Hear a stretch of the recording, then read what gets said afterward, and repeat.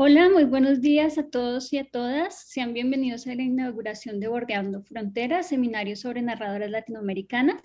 Saludo a los 38 estudiantes que han sido seleccionados para formar parte de esta actividad, pero con especial entusiasmo también a las más de 110 personas que se presentaron y que por motivos de espacio, obviamente, pues no han podido ser seleccionadas.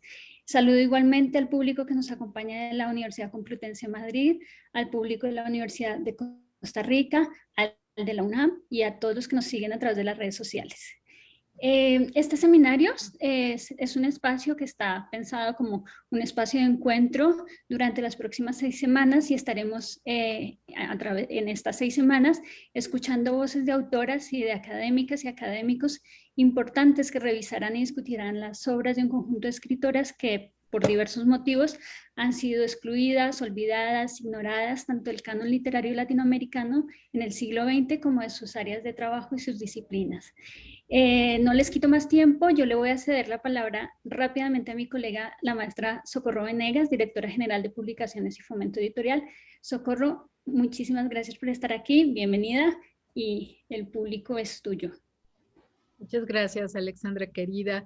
Buenos días a todas y a todos. Buenas tardes allá del otro lado del charco, como decimos aquí, en esa orilla tan querida para todos nosotros. Muchas gracias a la Universidad Complutense por sumarse con la UNAM, con la Cátedra Carlos Fuentes, con la Dirección de Publicaciones de la UNAM, para llevar a cabo este seminario que le está dando forma y que le está dando cuerpo también a una colección literaria que nació aquí en 2019. Aquí en la UNAM publicamos la colección Vindictas. Ahora pueden ver ustedes en pantalla algunas imágenes del sitio web que creamos a propósito de este proyecto. Y qué maravilla que sean libros, que sean novelas de escritoras latinoamericanas marginadas en el siglo pasado, las que ahora, en este momento, en nuestro tiempo, están dándonos el espacio y el umbral para esta discusión tan necesaria. Nos parece muy importante decir que no solamente hemos querido publicar nuestra colección de novela y memoria, ya hay 10 títulos, y el año pasado realizamos junto con la editorial española Páginas de Espuma una selección de cuentistas latinoamericanos. Aquí pueden ver a las autoras que hemos publicado en otras nuevas colecciones. Abrimos para poetas latinoamericanas también una serie de poesía. Esta es la imagen de una de nuestras novelas más entrañables. Pero no solo publicar es suficiente. Nos parece fundamental ocupar los espacios de la academia, ocupar estos espacios que van formando lectores todos los días y decirles que lo que hay que normalizar es que haya más escritoras en nuestros libreros, que haya más escritoras en los planes de estudio, que haya más escritoras en las mesas de novedades de las librerías y que la crítica también les ponga atención. Son solamente algunas ideas para comenzar a manera de bienvenida a todas y a todos los que están participando en este seminario. Nos vamos a ver más adelante en una sesión donde ya vamos a hablar más puntualmente del proyecto Vindictas, del proyecto editorial, pero aquí vamos a conversar de todas esas autoras que están ocupando nuestra mente y nuestro corazón. Y por eso pues estoy feliz de que la primera conferencia sea justamente de Paloma Jiménez del Campo para revelarnos esos territorios tan desconocidos y tan indispensables para todos los lectores. Muchas gracias. De nuevo, bienvenidas y bienvenidos y que sea un gran seminario para todos los que estamos aquí. Pues creo que ahora la bienvenida la doy yo como miembro del grupo de la Universidad Complutense. La bienvenida efectivamente a todas las personas que están conectadas a través del Facebook y que están también aquí ahora en este momento, y el agradecimiento de todo el equipo de la Complutense, tanto a la Cátedra Carlos Fuentes como a la Dirección de Publicaciones de la UNAM, como a la UNAM, como a la Universidad de Costa Rica, que también participa en este seminario.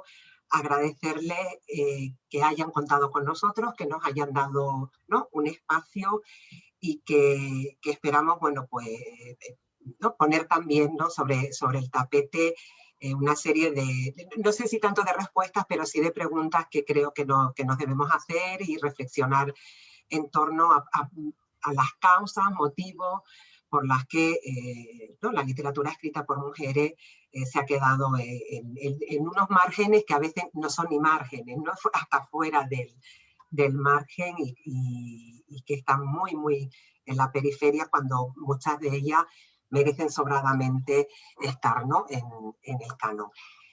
Yo tampoco me dilato más y hago la presentación de quien inaugura, ¿no? Este seminario, que es la profesora Paloma Jiménez del Campo.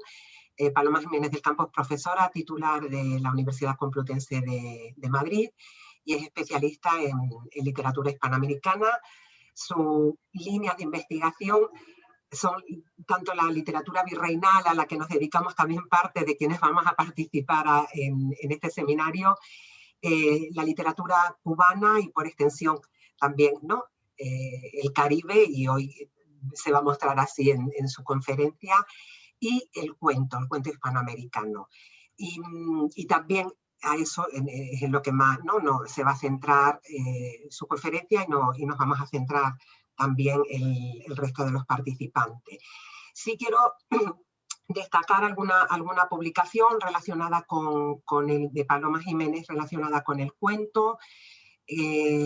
Por ejemplo, el artículo El corpus del cuento literario cubano en el siglo XX, ensayo panorámico sobre cuentistas y libros de cuentos puertorriqueños del siglo XX, el cuento dominicano, historia de la consolidación de un género, Casa propia, el mundo narrativo de la cuentista cubana Ana Lidia Vega Serova, y incluyo, por la cuestión, no sé, por el acercamiento con México y por unirlo con esa parte virreinal, también el artículo Sor Juana, modelo de apropiación crítica. Porque además también Paloma, dentro del ámbito, ¿no? de las líneas de investigación de virreinal, se dedica también a estudios muy de la periferia, dentro de las crónicas, a textos muy fuera del canon cronístico, con lo cual, de alguna manera, ¿no? todo queda relacionado, ¿no? Es el reivindicar esos márgenes, esas periferias, esos textos y esos autores y autoras que han escrito y que se nos van quedando, ¿no? conforme pasa el tiempo fuera del canon literario. Así que de nuevo agradecer, ¿no? el espacio que nos han dado y espero que disfrutar todo de este seminario que seguro que va a ser muy enriquecedor y en primer lugar para mí y espero que para todos aquellos que acudamos a él. Y le cedo ya la palabra a Paloma Jiménez del Campo. Muchísimas gracias. Gracias, Eva, gracias, Socorro, gracias, Alejandra, y gracias a este proyecto Vindicta tan necesario que ustedes están impulsando tan maravillosamente. Y gracias también por haber publicado esa antología de cuentos, esa Vindicta, que se propusieron iluminar, ¿no? A escritoras que estaban en la periferia, no solo por ser mujeres, sino también por ser cuentistas.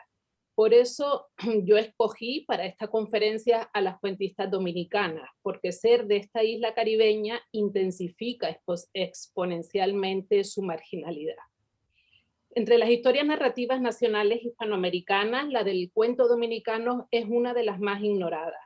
Las razones alegadas para explicar este desconocimiento son la falta de una gran tradición literaria en la narrativa dominicana, la calidad desigual de las obras publicadas, el aislamiento de los intelectuales en un país con una elevada tasa de analfabetismo y con pocos estímulos literarios, la instrumentalización del oficio política del oficio literaria, la precaria situación económica, la escasa promoción editorial dentro y fuera del país.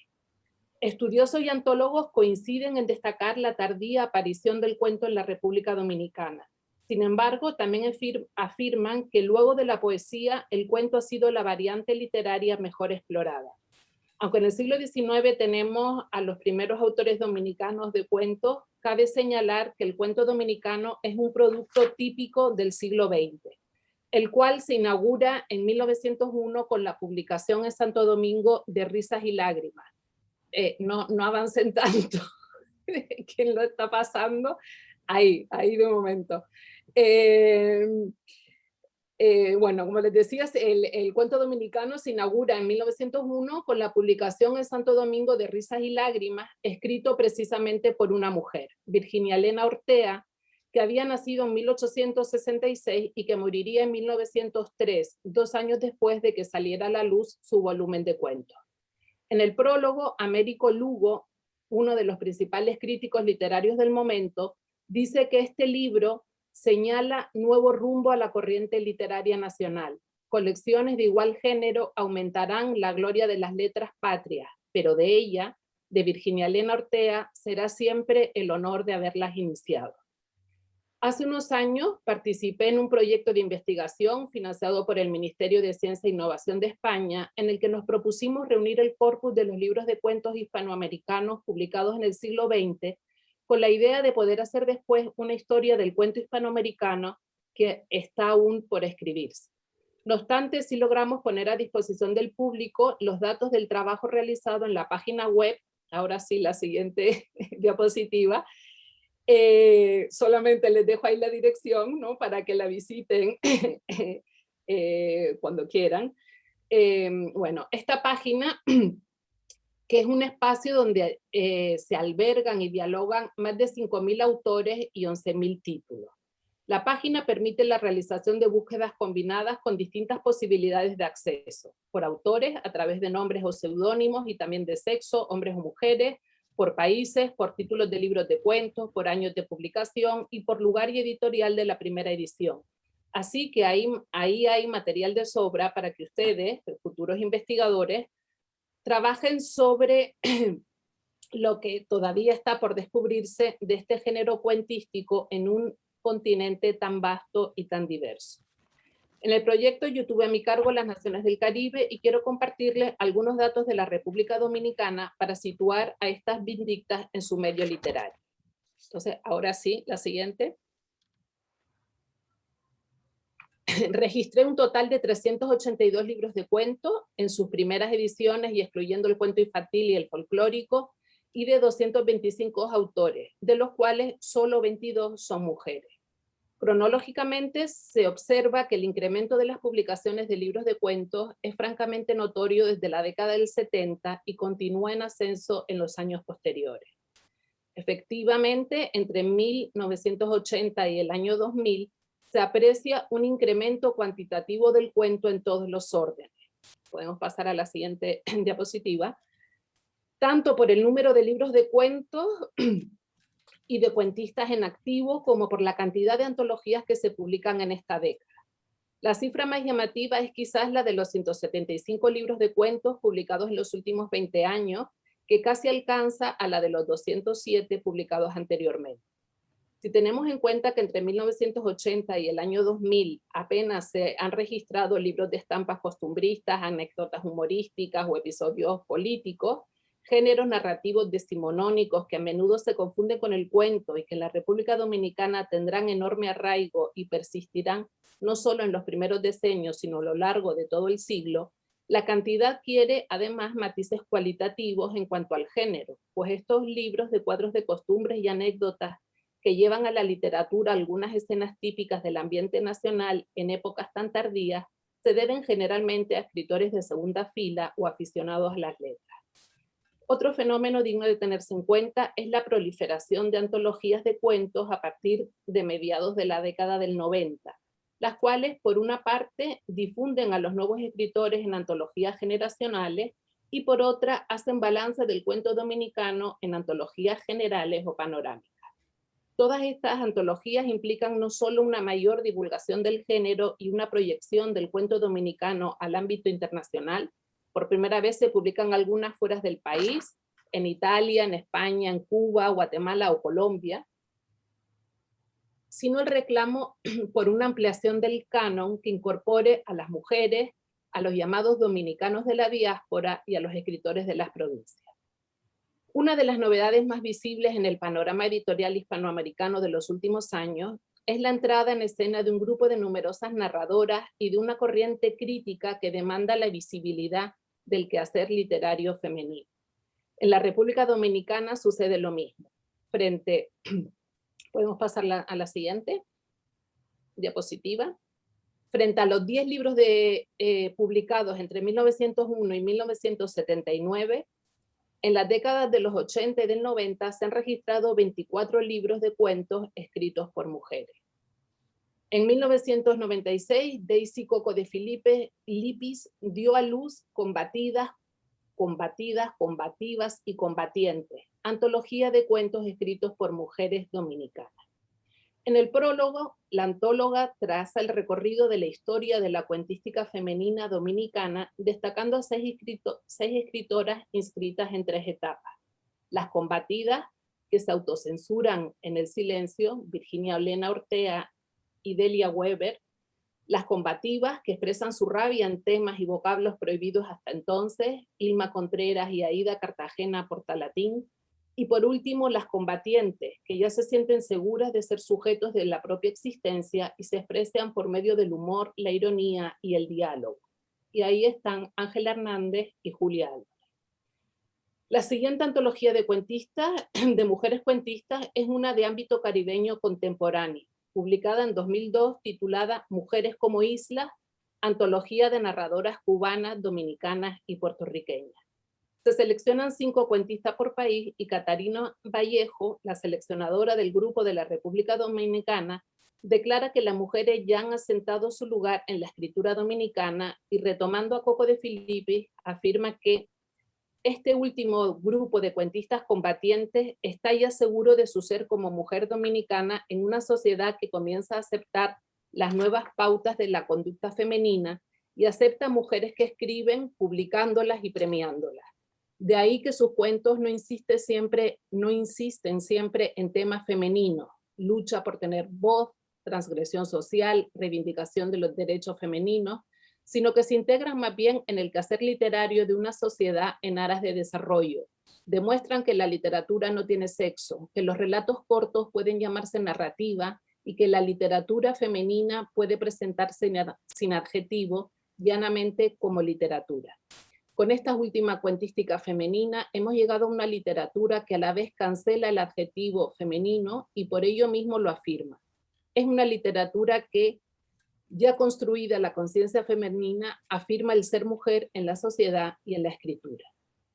En el año 2007 salió Antología de Cuentistas Dominicanas, realizada por Emelda Ramos para la editorial guatemalteca Letra Negra, como parte de un proyecto para reunir la cuentística de las naciones centroamericanas, en el que se exigía un criterio genérico, es decir, un volumen masculino y otro femenino, con el objeto de no restringir el espacio y así honrar, dignificar y en algunos casos también rescatar la literatura escrita por mujeres.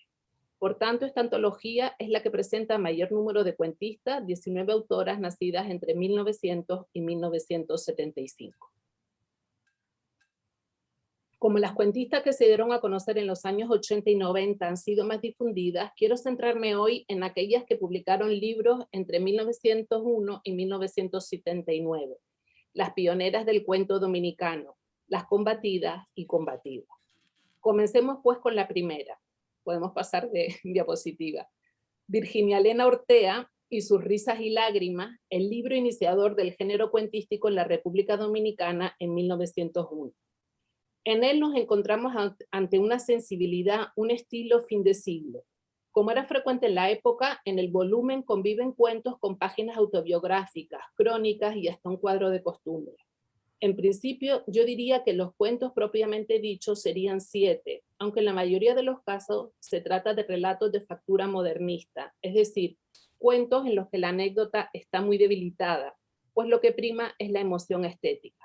La narración pretende comunicar, como en el poema, desde el aguijonazo intuitivo y no mediante la narración de una progresión detallada de incidentes encadenados. Se pone el énfasis en el cuidado del lenguaje y en la fusión lírica del narrador, alter ego de la personalidad del creador. Me parece que el mejor cuento de Virginia Elena Ortea es Los diamantes de Plutón, y no es de extrañar que sea el más antologado. Esta fantasía mitológica podemos leerla en clave modernista, pero hoy quiero llamar la atención sobre el personaje de Proserpina, para mostrarles el interés de la autora por la construcción de personajes femeninos elaborados con codificaciones estéticas a las que superpone su nota personal. Ortega no se atreve a presentarnos a Proserpina como una femme fatale en toda regla, seguramente porque el decoro de una señorita como ella se lo impedía y la sexualidad brilla por su ausencia en toda su obra. Así que la presenta bajo los atenuados tópicos de la coqueta presumida y caprichosa. Sin embargo, creo que lo más llamativo de este personaje es su gesto rebelde. Y aunque el rostro del marido había impuesto respeto al mismo Hércules, ella, una mujercita fina y delicada como una alondra, se había encarado con él para decirle con sobrada impertinencia cuanto a la boca llevó su rebeldía. Así pues, la escritora interviene en la tradición mítica y convierte a Proserpina, víctima de un rapto, en una insurrecta que reniega del reino de su esposo y quiere irse a la tierra, su patria, porque en el infierno no hay flores. Las flores aparecen obsesivamente en la escritura de Virginia Elena Ortega, tanto en los textos de ficción como en los autobiográficos, por lo que ellas aunan una moda literaria y un gusto personal. Si los hombres modernistas presentaban a las mujeres de una forma idealizada, femenina y seductora, como seres etéreos o lo contrario, como seres mortíferos, Ortega las humaniza, creando en sus cuentos personajes femeninos más reales, más verosímiles, aunque siempre dentro de los límites morales que se le imponía a las escritoras de su época. Siguiente. En 1902, al año siguiente, esto tenía aquí la cita, perdón, no me acordaba, la siguiente, en 1902, al año siguiente de ver la luz Risas y Lágrimas, se publica otro libro de cuentos escrito por una mujer. El volumen se titula Cierzo en primavera y su autora se llamaba Amelia Francisca Marchena de Leiva, aunque su nombre literario, el que utilizó para firmar sus libros, es Amelia Francasti, ¿no? Que es así como un anagrama de Francisca. Si Virginia Elena Ortega fue la primera cuentista de la República Dominicana, Amelia Francasti fue la primera novelista. Cuando las mujeres de su tiempo escribían poesía, ella eligió la narrativa. En 1893 comenzó a publicar por entregas la novela Madre culpable, que se imprimiría como libro al año siguiente, y en 1901 salió su otra novela, Francisca Martinoff. Hay que reconocer que Amelia Francasti ha pasado justamente a la historia literaria por su producción novelística más que por la cuentística. De los 3 relatos que componen Cierzo en primavera, en mi humilde opinión, solo el titulado Mi pretendiente podría sobrevivir. Las décadas del 20, el 30 y el 40 fueron años de gran actividad en la lucha por la reivindicación de la mujer, y las siguientes autoras de libros de cuentos tuvieron un importante papel en el movimiento feminista dominicano, publicando libros sobre él. Delia Weber comenzó a colaborar con poemas en la revista Fémina, el primer periódico feminista del país, dirigido por Petronila Angélica Gómez, quien promovió asimismo la creación de la primera organización feminista en 1926, el Comité Central Feminista Dominicano, la rama local de la Liga Internacional de Mujeres Ibéricas e Hispanoamericanas. Delia Weber contrajo matrimonio con un diplomático y viviría en Madrid, París y Viena. En 1927 regresó a Santo Domingo y fundó junto a junto a Abigail Mejía,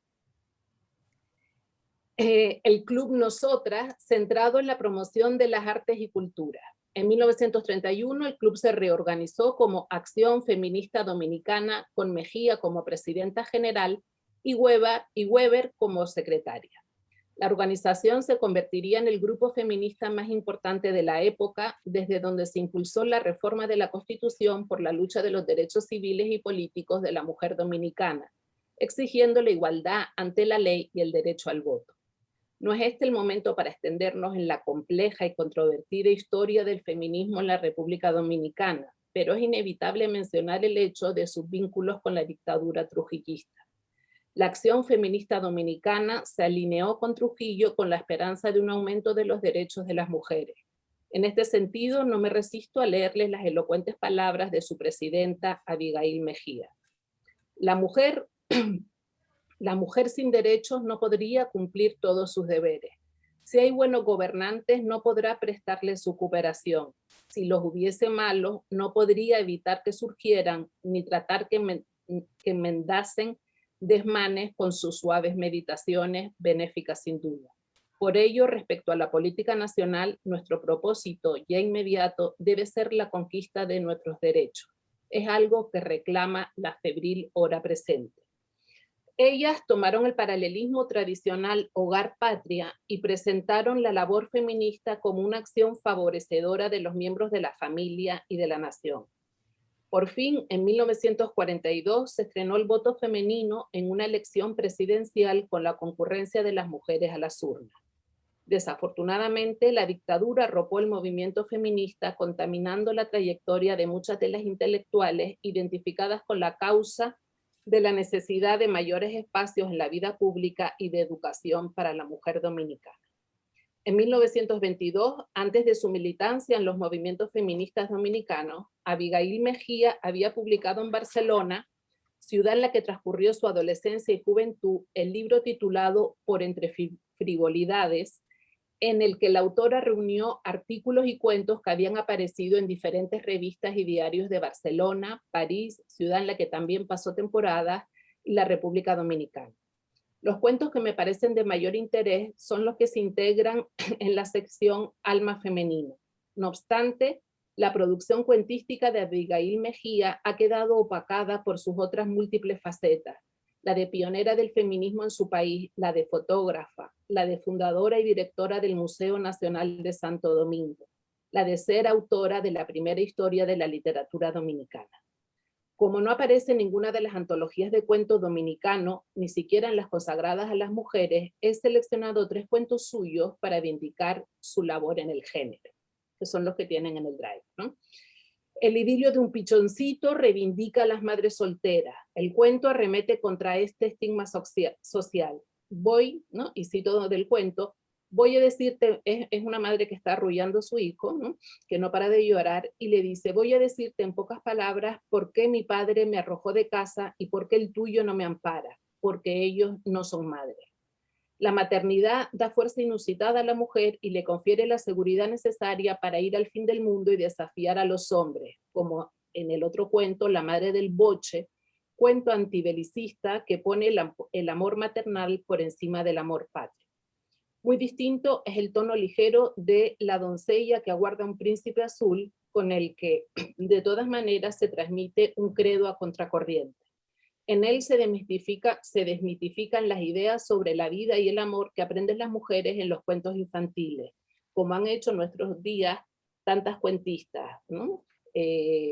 Ana María Shua o Lina Meruane, por ejemplo, por citar 2 ejemplos emblemáticos. Siguiendo nuestro recorrido cronológico por las vindictas dominicanas, en la década del 40 aparecieron un par de libros de cuentos, ¿no? Y pasamos la diapositiva. Cristales de Carmen Lara Fernández y Hermana Violeta de Carmen Stengre.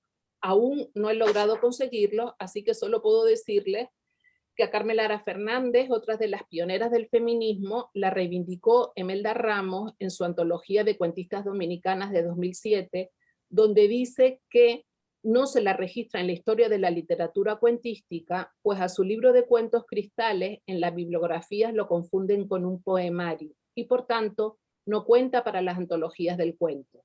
La razón de ese aparente olvido radica en que el prologuista cumplió con una regla epocal, la inexcusable apología del dictador.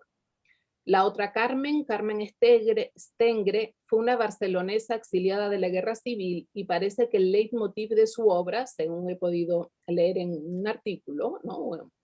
Es el tema de la guerra, confiriéndole a la mujer un papel estelar a fin de que los hombres entiendan que es preferible la paz, quizás como en el cuento que vimos de Abigail Mejía.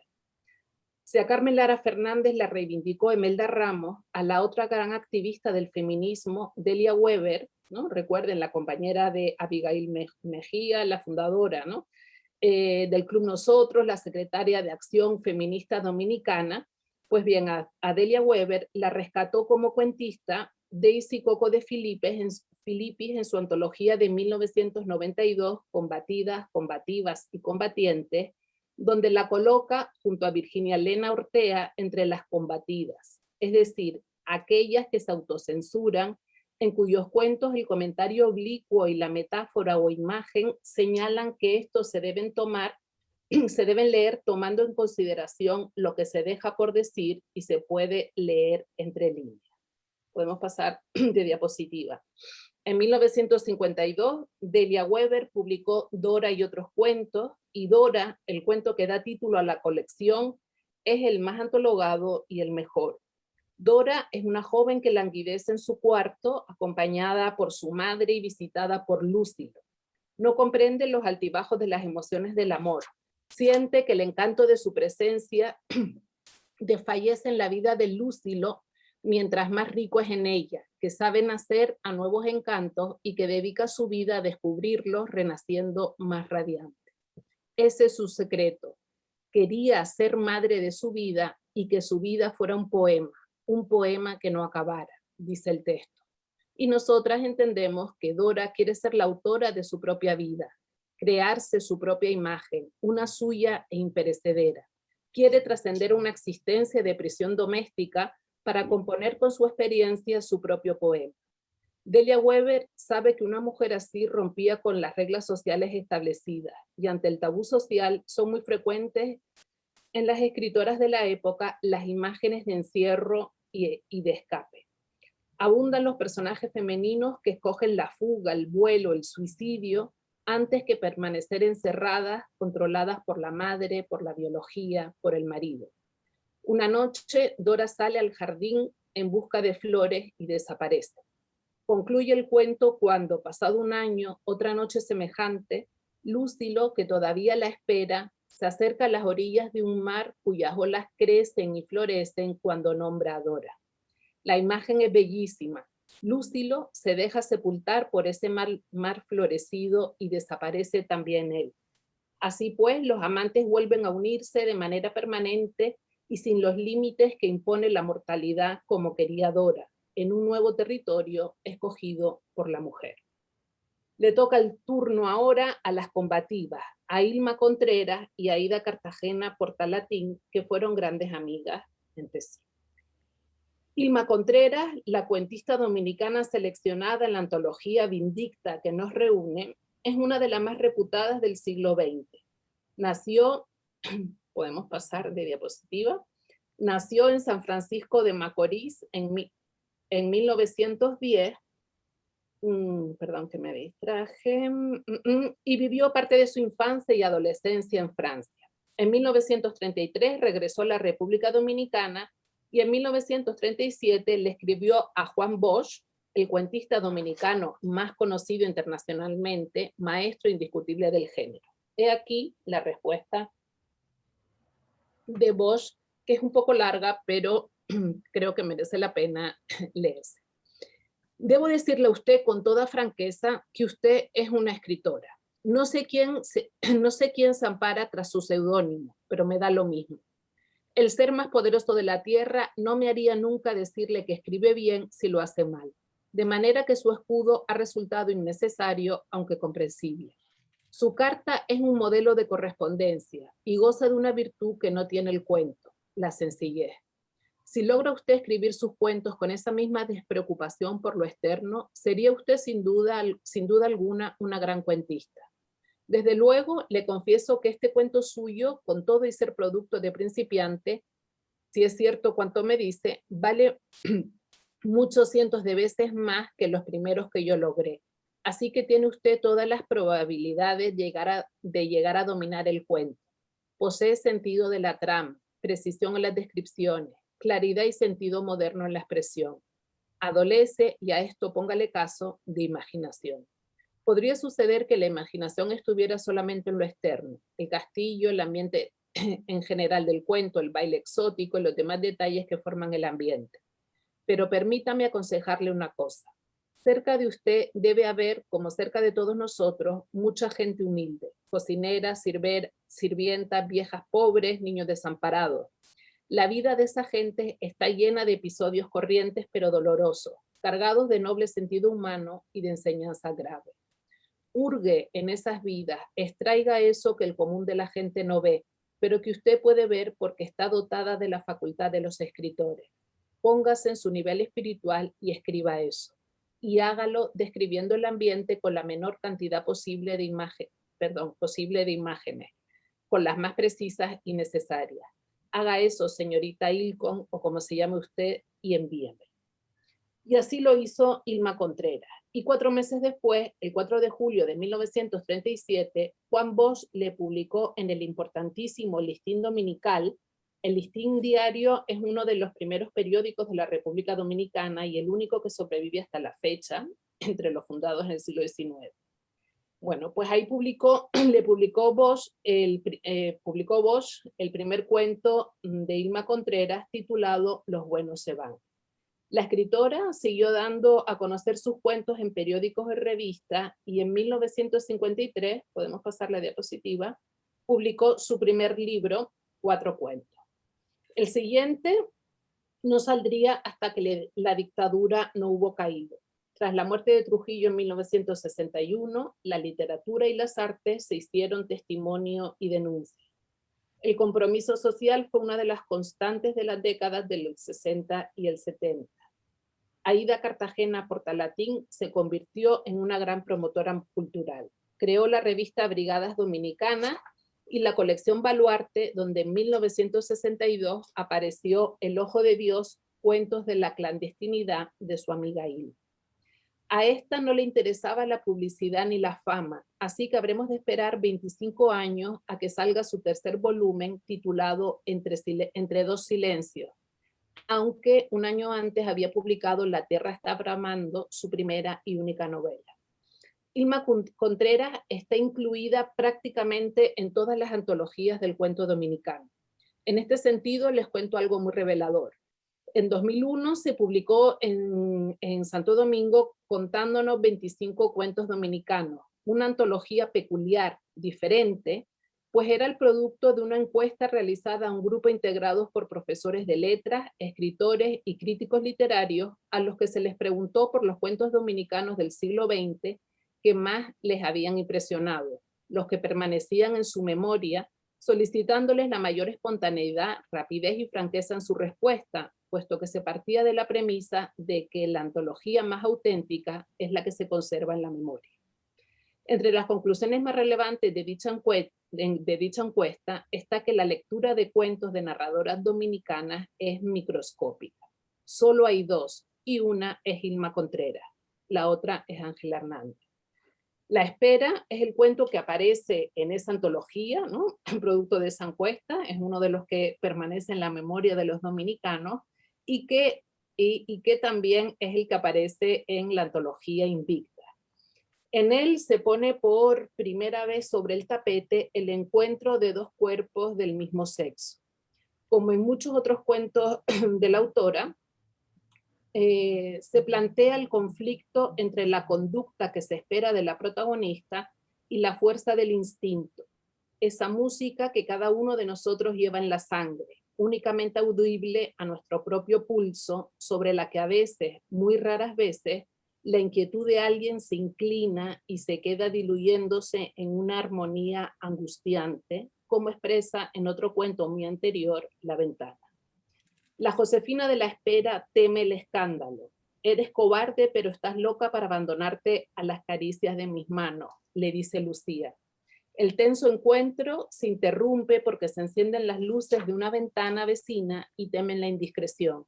Lucía se retira, Josefina se da una ducha de agua fría y contempla jubilosamente la turgente juventud de su pecho reflejado en el espejo, mientras se dice, te los guardaré puros, amor, aunque solo nos encontremos en un mundo mejor. Así concluye el relato. Los lectores entendemos que ese amor es algo que se espera, pero nunca se logra en ese mundo entre silencio. El cuento comienza con un silencio refrescante. Estaba sumergida en el silencio como en un baño de frescura, no, todavía no, como en un baño de frescura sin límite. Un silencio viviente de pensamiento fecundo que se escucha a sí mismo. Y cuando el amante se marcha y la vecina apaga la luz, fue de nuevo el silencio. Entre dos silencios es el título del libro en que se inserta este cuento. libro que lleva como carta de presentación el siguiente epígrafe: silencio antes de nacer, silencio después de morir, vivir anhelante entre dos silencios. La protagonista de La Ventana también vive anhelante esperando lo que había de suceder. Otro amor prohibido, el amor de una mujer por un fraile. La narración se abre al tabú, se abre una ventana, la mujer acata lo inexorable, a la sotana le llega su hora, se incendian, pero la ventana desaparece. Nos quedamos con la duda, ¿ha sido una alucinación? En cualquier caso, es un relato sobre la íntima realidad vital de una mujer, sobre su deseo indebido, sobre su amor imposible, como el de la pobre Vitalina, del otro cuento, El cumpleaños de Vitalina, que no asume el suicidio de su John y también alucina al oír su voz en una cinta magnetofónica. Como vemos, todas estas mujeres esperan otro mundo mejor. En este solo pueden refugiar sus individualidades en la soledad, una soledad explosiva de aliento surreal en sus percepciones sensoriales. Ilma Contreras es una cuentista de inusitada resonancia poética con un lenguaje subyugante y un ojo desprejuiciado.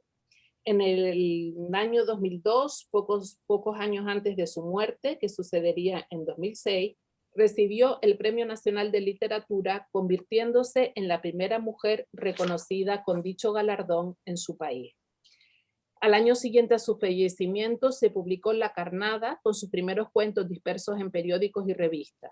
Después se publicarían 2 libros inéditos de los años 30, gracias a la escritora Ilonka Nacidit Perdomo, su albacea literaria, que ha hecho una formidable labor en la difusión de la vida y obra de Ilma Contreras.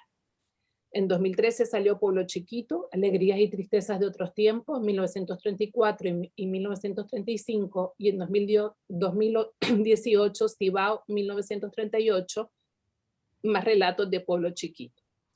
No es fácil encontrar ninguno de los libros de Ilma Contreras, y de hecho, bueno, tuve que esperar mucho. Me los mandaron algunos por préstamo interbibliotecario, y justamente ayer, buscando otra cosa, ¿no? Me dio una gran alegría ver que en Amazon el infatigable Miguel Mena acaba de sacar sus cuentos completos este verano en Cielo Naranja, que es una editorial, ¿no?, que dirige Miguel Mena desde Berlín, y que está haciendo una enorme labor por la difusión de los clásicos y también de los nuevos escritores dominicanos. Solo nos falta, para terminar, referirnos a Aída Cartagena Portalatín, y podemos pasar a la diapositiva, una de las escritoras dominicanas más importantes del siglo XX. Irrumpió en el mundo de las letras en los años 40 con su participación en La Poesía Sorprendida, una revista de vanguardia y el movimiento más significativo en el canon del país. Agrupado, ¿no?, este movimiento bajo el lema La poesía con el hombre universal. Los poetas sorprendidos fueron rebeldes contra el nacionalismo trujillista, y cuando en 1947 cierran la revista, Portalatín decide viajar y romper las barreras que limitan las posibilidades de su vida. Va a París, descubre el existencialismo, el movimiento de la negritud, se interesa por la situación colonial y por el arte. Vuelve a Santo Domingo y, como mencioné antes, tras la liquidación de Trujillo en 1961, comienza su experiencia de agitadora y promotora literaria, fundando la revista Brigadas Dominicanas y la colección Baluarte, espacios neurálgicos de la creación y el pensamiento postdictatorial. La revista no duró demasiado y a mediados de los 60 vuelve a marcharse a París, donde trabajará para la UNESCO y conocerá a Cortázar y a lo más granado del explosivo boom latinoamericano. En los años 70 cambia la poesía por la narrativa y la antropología. En 1970 se publica Escalera para Electra, que había sido finalista del prestigioso Premio Biblioteca Breve de la editorial Seis Barral el año anterior. y en 1978 su único libro de cuentos, Tablero, 12 cuentos de lo popular a lo oculto. La cuestión del género,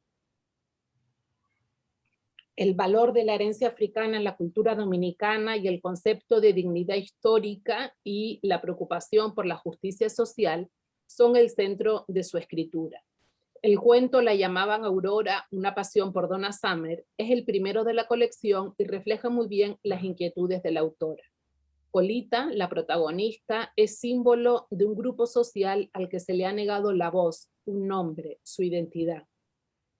Cito el cuento. Mami me decía Colita, Colita García, pero la señora Sara me inscribió en la escuela pública con el nombre de Aurora. Nada de Colita, gritó. Seguí sintiéndome interiormente Colita y oyéndome Aurora en la voz de los otros. Portalatín usa la narración en primera persona para articular la rabia de los explotados que se recoge en ese no, no y no, al ritmo de una Donna Summer que parece ofrecer una salida. La música de Donna Summer marca el ritmo en un crescendo en el que se ahoga el llanto de una Colita que termina por saber que no hay escapatoria. La insensible señora Sara, a pesar de que se sacude y convulsiona con el ritmo de la Summer, no es capaz de comprender que tanto ella como Colita y como Donna Summer comparten una herencia africana. La música subraya el hecho de que ambas mujeres, subyugadas por el mismo ritmo, no comprenden la letra, como tampoco llegan a entender que son parte de un mismo sistema que las explota. La relación de las mujeres hispanas con sus criadas es un elemento que ha comenzado a señalarse hace relativamente poco. Sin embargo, este cuento de 1978 ya plantea el problema de las mujeres que, aunque son víctimas de una misma cultura patriarcal, no son capaces de romper las barreras sociales y solidarizarse. La señora Sara, encerrada entre las cuatro paredes de su casa, se evade con la música de Donna Summer del martirio de Colita, víctima de una explotación múltiple basada en su género, su clase y su raza. Al silencio sordo y el aislamiento de los personajes de Irma Contreras se unen los gritos ahogados y la rabia impotente de los de Aida Cartagena Portalatín para señalar que aunque las justicias no se acepten, los cambios son casi imposibles. Y aquí termino, no sé si me estaban mandando. Espero con esta charla haberles podido traer algo de luz. No sé si ha sido una nómina demasiado apresurada. Pues bueno, traerle algo de luz sobre estas cuentistas dominicanas y los personajes que crearon, mujeres silenciosas y silenciadas, poseedoras de una visión de la vida inusual para sus respectivas épocas.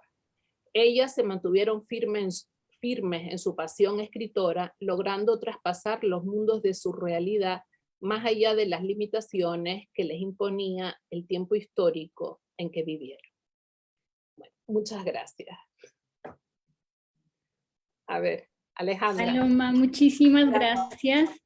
Qué recorrido más bonito nos acabas de hacer por todas estas autoras, muchas de ellas también desconocidas para mí. Es una pena que estas ausencias sigan permaneciendo dentro del grueso de la literatura latinoamericana, ¿no? Pues yo me quedé con un montón de notas, de apuntes. No sé si tenemos alguna pregunta al público, pero pues los invito a los que están conectados que nos vayan dejando tenemos 5 minutitos para un par de preguntas. Socorro, Angelina, no sé si tienen algún comentario o alguna cosa que quieran.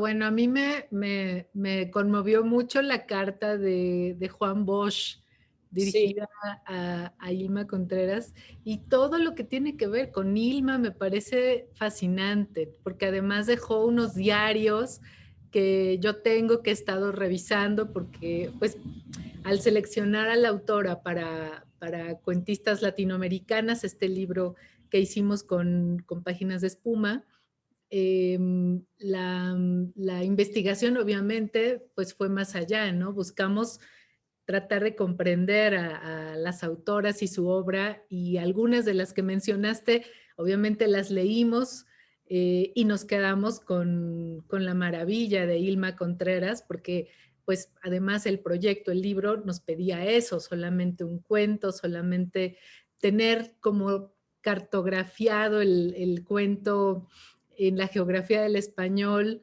desde la perspectiva de Vindictas. Pero esa carta de Bosch me parece que dice muchísimo ya de esa mujer, de esa escritora desafiante, y su condición, esa exploración en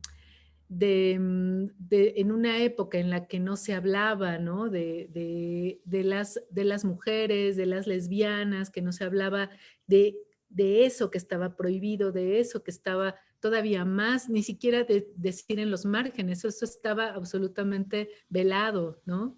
Me parece también muy revelador que lo hayas tratado aquí en tu conferencia. Justamente Pues yo sí. creo que, perdón que yo interrumpa, justamente eso me llamó mucho la atención, Paloma, que casi todas las autoras que mencionaste son autoras que rescatan temas o que problematizan a través de sus textos temas de los que no se hablan, ¿no? Y también el cambio de género, que se encasilla tradicionalmente a las escritoras como poetas, y hay una enorme tradición de cuentistas que exploran suicidio, prejuicios, amores prohibidos, todo lo que, así como a ellas, estamos tratando, o la sociedad estaba tratando de esconder, ¿no? De tapar. Pues sí, ¿no? Decir, ya Amelia Francasi primero había sido, ¿no? Como en el siglo XIX, así como, digamos, irrumpió por dedicarse, porque todavía que una señorita, ¿no? Escribiera poemas, sí entraba, ¿no? Más o menos dentro de de lo que hacían, ¿no? Pero ya una novela, pues, ¿no? O la narrativa, eso eran palabras mayores, ¿no? Quizás porque, ¿no? Tiene más, digamos, más cercanía con la realidad, ¿no? Es decir, implica que esas mujeres o que los autores tienen, ¿no? Digamos, han salido del espacio doméstico, ¿no? Para narrar esas historias, ¿no? Y efectivamente estas mujeres, casi todas, también es interesante, yo no he podido decir todo lo que quería, ¿no?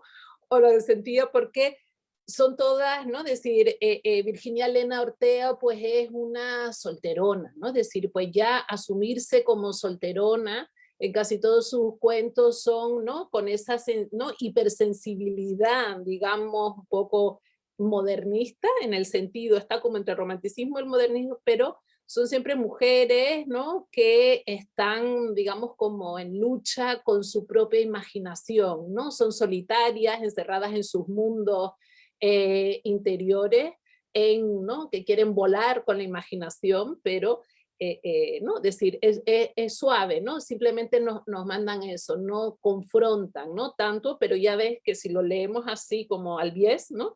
Pues vamos viendo cómo, ¿no? Pues esa Proserpina, ¿no? Decir, pues una rebelde, aprovecha, ¿no? Es que es un personaje mitológico y la pone ahí, ¿no? Pone a Plutón en su sitio y, digamos, casi lo obliga a fabricarle los diamantes, ¿no? Y, y bueno, y luego todas esas feministas, digamos, luchadoras, ¿no? Luchadoras y que, y bueno, y el caso también te quería decir es que a mí esa carta le corté también el final porque por mí la hubiera puesto completa, ¿no? Es decir, también cuando le dice, bueno, usted es un seudónimo, pero está claro que usted es una mujer, pero a mí lo que me importa es que usted es una gran escritora, ¿no? Y me da igual si es usted blanca, negra, fea, tuerta, ¿no? Ciega o coja, ¿no? Es decir, porque a mí lo que me interesa es la escritura, ¿no? Es decir, dice mucho esa carta de Juan Bosch, ¿no? Y también de Ilma, ¿no? Es decir, que lo reconoce y luego también, hombre, es cierto, digamos, en los primeros textos pues son, sobre todo ahí se ve mucho, ¿no? Lo que le recomienda a vos, aparte de algunas cosas que sí, digamos, son buenas recomendaciones para cualquier cuento, pues él es, pues bueno, digamos, es también vos un escritor comprometido, ¿no? Y tiene ahí un ideario criollista, ¿no? Regionalista de los pobres, los, ¿no? Humildes, y bueno, hay un cuento que son los que han salido después, que son los de la primera etapa. Es una pena que ya, no sé si alguna vez Ilonka, ¿no? Habló con ella de eso, pero son los que salen después, que son los de la primera etapa de los años 30, ¿no? No sé si es que ella sentía de alguna manera, ¿no?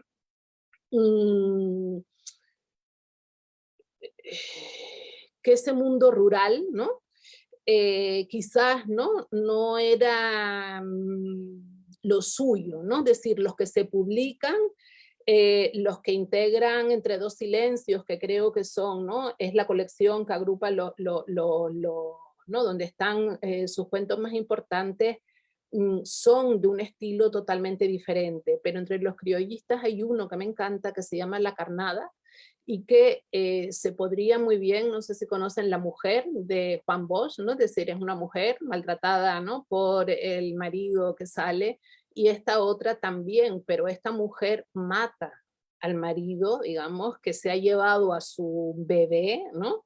Y que el bebé muere, y ella lo mata y luego le dice al juez, es que no me arrepiento, y es que, ¿qué hubiera hecho usted? ¿No? Es decir, como si bien el hombre que ha secuestrado, que le ha secuestrado a su hijo, la justicia le daría la razón, ¿no? Porque son, digamos, esa propiedad del cabeza de familia. Entonces, ese cuento también es muy bueno, y ya desde muy pronto se ve esta cuestión, digamos así, rebelde, ¿no? Bueno, tenemos una pregunta, nos da 2 minutitos para hacerla. Durante la dictadura de Trujillo, pregunta Isabel Rosas, ¿estas mujeres que escribían y que hacían denuncia social fueron perseguidas políticamente? A ver, pues sí, el caso de Abigail Mejía, ¿no? La presidenta, pues hubo ahí toda una trama, y por eso les decía que era bastante controvertida la historia del feminismo en la República Dominicana, y de, pues digamos, por las luchas de poder dentro del seno del propio movimiento, ¿no? Y pues bueno, digamos que tenía que ir a una conferencia internacional, otra mujer se metió por medio, la acusó de que estaba teniendo contactos con el exterior, y entonces quedó, digamos, como ahí recluida, y por eso durante mucho tiempo ha habido, digamos, como un enorme silencio sobre ella, ¿no? Y algunas pues tuvieron que exiliarse, igual que Juan Bosch, ¿no? Otras pues según, ¿no? Es decir, otras se refugian o se exilian en sus propias casas, ¿no? Y por eso quizás el caso también de Delia Weber, aunque ella parece que era como más afín, aunque todos, ¿no? Digamos, todos tuvieron sus encontronazos con el régimen, y lo que sucede, no solamente con ellas, pero es bastante frecuente en el campo literario dominicano, es que los libros, ¿no? Es decir, la industria editorial ahora, digamos, es mucho más activa y emergente, pero ha sido muy pobre, ¿no? Entonces, muchas veces los libros se publica muy tarde. Hay como un desfase entre, digamos, la época en la que están escritos, que responden, digamos, como a un momento, a unas inquietudes, a una sensibilidad, pero cuando se difunden es más tarde. Entonces, muchas veces tenemos los lectores el sentido de que hay como cierto anacronismo en esos textos, ¿no? Si tenemos en cuenta solo la fecha de publicación, ¿no? Vale, pues se nos acaba el tiempo del espacio de la transmisión. Yo no quiero cerrar esta inauguración sin agradecerle la presencia, por aquí está sin la cámara encendida, Juana Martínez, que es una colega de la Universidad Complutense, quien dirigió durante muchísimos años un proyecto muy importante también de recuperación de narrativa latinoamericana, que es un proyecto sobre el cuento, que le invito al público a que le eche ahí está Juana. Ahí está, en la página web es el proyecto, lo dirigía Juana Martínez. Exactamente. Y también a Pablo López, que nos está acompañando y que va a impartir una de las sesiones más adelante. Muchísimas gracias por estar con nosotros. También quiero agradecerle a Alexandra de la Universidad de Costa Rica, que suele acompañarnos en las transmisiones en vivo y que sé que está por ahí. Y recordarles que el 21 de octubre nos volvemos a encontrar en vivo para quienes no han podido hacer parte del seminario en la conferencia de clausura que va a impartir la escritora galardonada con el premio Carlos Fuentes en idioma español, la creación en idioma español del 2020 y del premio Phil del 2021 con una conferencia que llevará por título Reponer, Repensar y Revivir. 21 de octubre a la misma hora, 10 de la mañana en México, 5 de la tarde en España. Esperamos al grupo de estudiantes en el grupo, en el enlace de Zoom y pues yo me despido. Les agradezco a todas y a todos por su presencia, por su participación y por su compañía.